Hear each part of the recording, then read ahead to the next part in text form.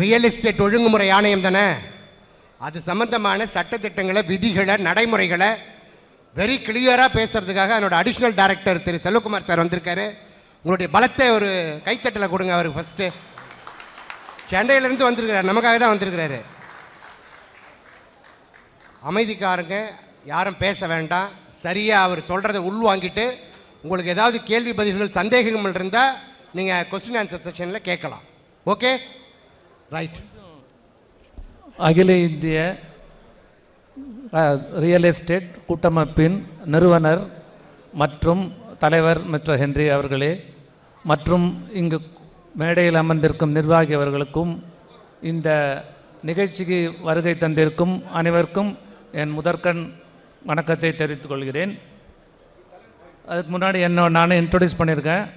எனது பேர் Selvakumar, additional director, Tamil Nadu real estate regulatory authority, formerly chief planar from CMDA. இந்த ஸ்தலம் ஒரு புனிதமான ஸ்தலம்னு உங்களுக்கு தெரியும். இந்த பஞ்சபூதங்களில் இது ஒரு அக்னி ஸ்தலம். அதில் இந்த விழாவை சிறப்பாக ஏற்பாடு செய்ததற்கு என்னுடைய வணக்கத்தையும் வாழ்த்துக்களையும் தெரிவித்துக் கொள்கிறேன். ரியல் எஸ்டேட் ரெகுலேட்டரி இந்த சட்டத்தை பற்றி மேக்ஸிமம் 15 நிமிஷம் நான் சொல்கிறேன். அது முடிஞ்ச பிறகு நம்ம கேள்வி பதிலை வச்சுக்கலாம். அதை 2 பார்ட்டாக பிரிச்சிருக்கேன். ஃபஸ்ட்டு லே அவுட்டை பற்றி சொல்லுவேன். இரண்டாவதாக பில்டிங்ஸ் உங்களுக்கு இன்ட்ரெஸ்ட் இருந்தால் அதை சொல்கிறேன். இல்லை இங்கே எல்லாமே மனைப்பிரிவு சம்மந்தப்பட்டவர்கள் தான் நான் லே அவுட்டோடு நிறுத்திக்கிறேன். ஃபஸ்ட்டு இந்த சட்டம் 2016 மார்ச் மாதம் வந்தது. ஆனால் அந்த ஃபுல் சட்டமும் எஃபெக்ட் 1/5/2017 கட்டிட மனை விற்பனை ஒழுங்குபடுத்துதல் மற்றும் மேம்படுத்துதல் சட்டம். இது 1/5/2017 அமலுக்கு வந்தது. இதனுடைய முக்கியமான நோக்கங்கள் இந்த கட்டிட விற்பனை துறையை ஒழுங்குபடுத்துதலும் மேம்படுத்துதல். ரெண்டாவது, நுகர்வோர் பாதுகாப்பு, நுகர்வோர் நலனை பாதுகாத்தல். மூணாவது, விற்பவருக்கும் வாங்குவதற்கும் பரிவர்த்தனை நடக்கும்போது அது ஒரு வெளிப்படை தன்மையாக இருக்கணும் அப்படின்றது. அதுக்கடுத்தது ஒரு அட்ஜுடிகேட்டிங் மெக்கானிசம், அதாவது பொதுமக்களிருந்து வந்த புகார்கள் மீது தீர்ப்பளித்தல். அடுத்தது தீர்ப்பாயம், அதாவது அத்தாரிட்டியும் அட்ஜுடிகேட்டிங் ஆஃபீஸரும் போட்ட ஆணைகளுக்கு அப்பீல் பண்ணுறது ஒரு அமைப்பு பண்ணது தான். இதுதான் இந்த சட்டம். இந்த சட்டத்தை அமுல்படுத்துறதுக்கு நம்ம தமிழ்நாடு அரசு ஜூன் 2017 விதிகளை அறிவித்தாங்க. அதன் பின்னாடி அந்த ரெகுலேஷன்ஸ் அது 2018 ஜூனில் அறிவித்தாங்க.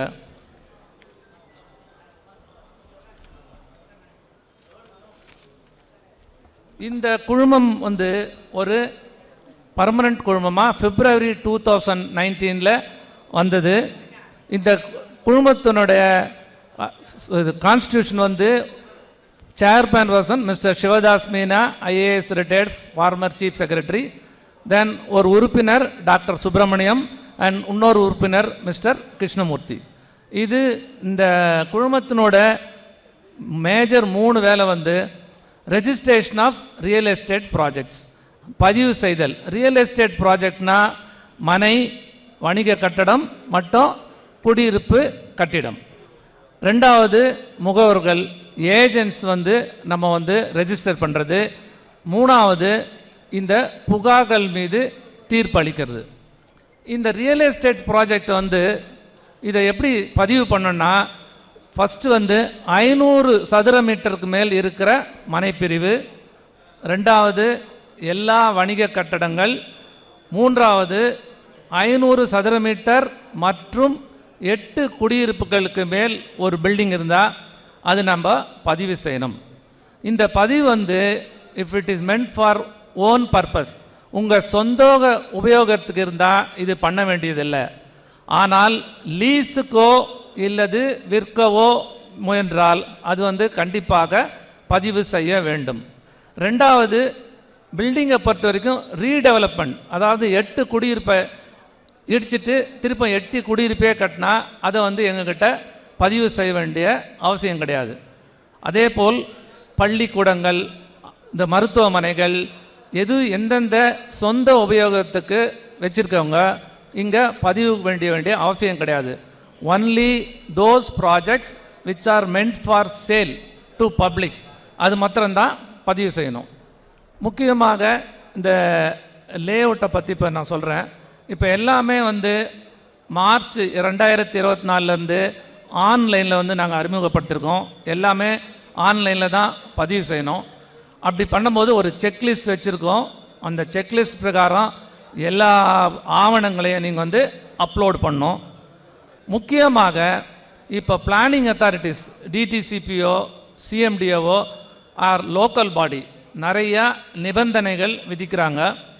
அந்த நிபந்தனைகளை கண்டிப்பாக கம்ப்ளை பண்ணிட்டு தான் எங்களுக்கு வந்து பதிவு செய்யணும். அதில் உதாரணமாக ஒரு சேனல் போதோ வாய்க்கால் போதோ ரீட்டைனிங் வால் கட்டணும்னா அது கட்டணம். இரண்டாவதாக உயர் மின் அழுத்த கம்பியோ குறைந்த மின் அழுத்த கம்பியோ உங்கள் லேஅவுட்டில் போயிருந்ததுன்னா அதை கண்டிப்பாக மாற்றி அமைச்சிட்டு தான் எங்களுக்கு விண்ணப்பிக்கணும். அதே மாதிரி எல்லாமே லேஅவுட்டில் வந்து இப்போ நாங்கள் வந்து என்டையர் லேஅவுட்டை கவர் பண்ணி ஒரு ட்ரோன் ஃபோட்டோ எடுத்து கொடுக்க சொல்கிறோம். ஸோ இந்த மாதிரி ஒரு நிறையா வந்து எங்கள் செக்லிஸ்ட்டில் இருக்குது.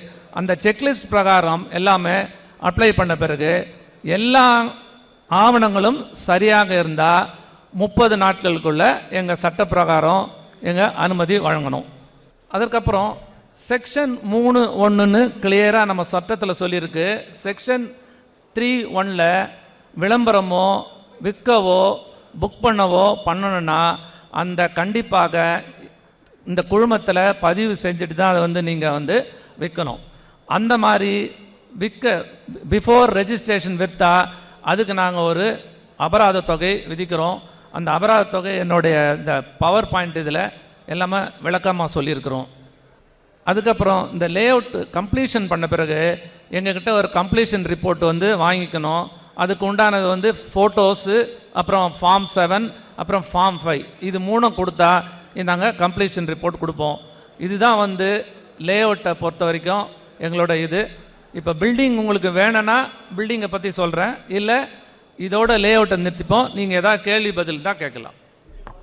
சார் வணக்கம் சார்.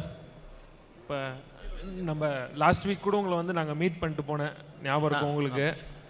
நம்மள்தே பார்த்தீங்கன்னா ஒரு 2-3 ஃபைலுக்கு நீங்கள் ரேராக்கு 2,80,000, 3 லட்சம் மானாவாரியாக இந்த மாதிரி ஃபைன் போட்டிருக்கீங்க. நீங்கள் வந்து ஃபைனுன்னு சொல்லி ஒரு விஷயத்தை கொடுத்துருக்கீங்க. அதுக்கப்புறம் கீழே என்ன பண்ணுறீங்கன்னா நாங்கள் டோட்டல் வேல்யூக்கு 2% போடுவோன்னு சொல்கிறீங்க.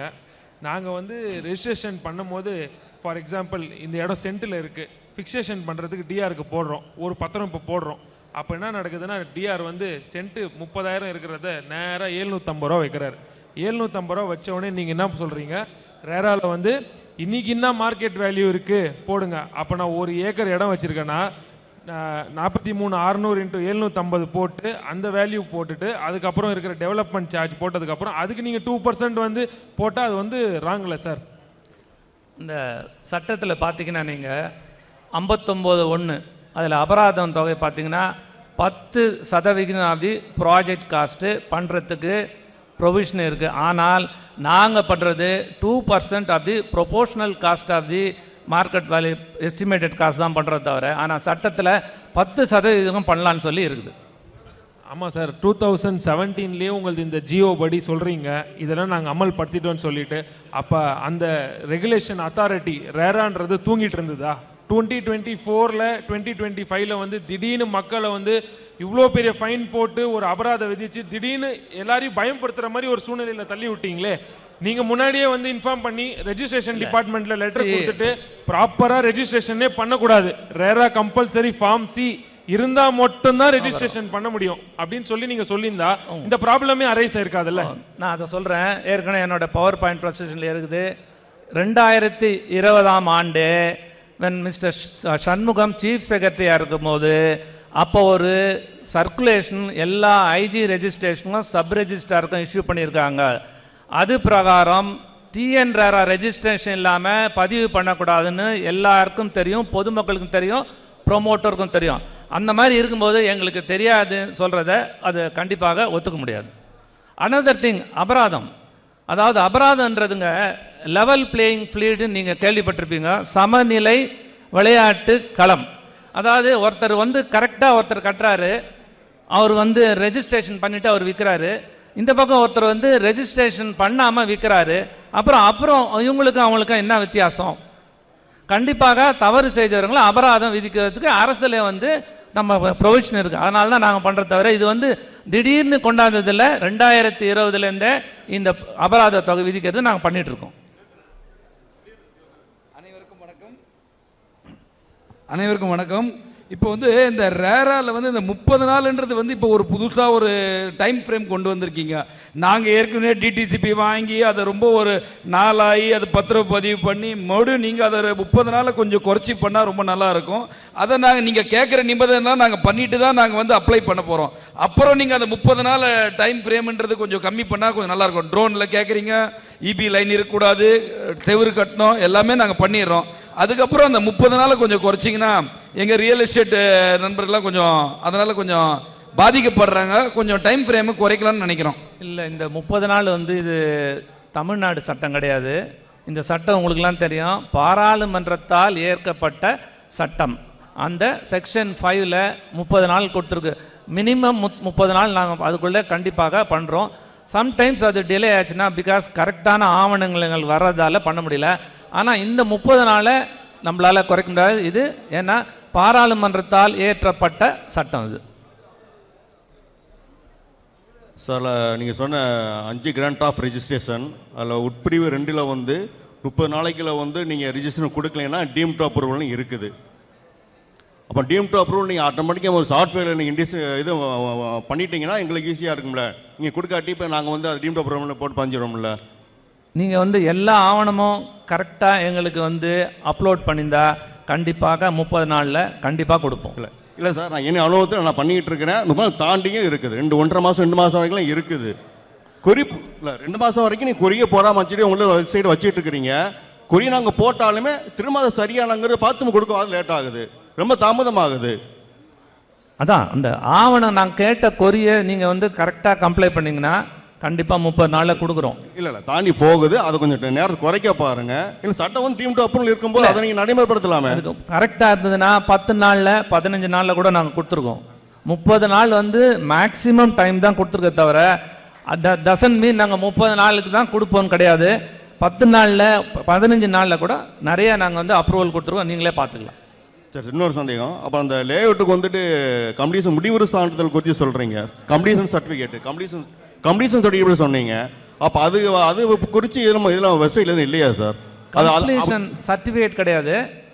கம்ப்ளீஷன் சர்டிஃபிகேட் யூஸ் டேர்ம் வந்து சிஎம்டிஏ டிடிசிபி தான். நாங்கள் யூஸ் பண்ணுறது கம்ப்ளீஷன் ரிப்போர்ட்.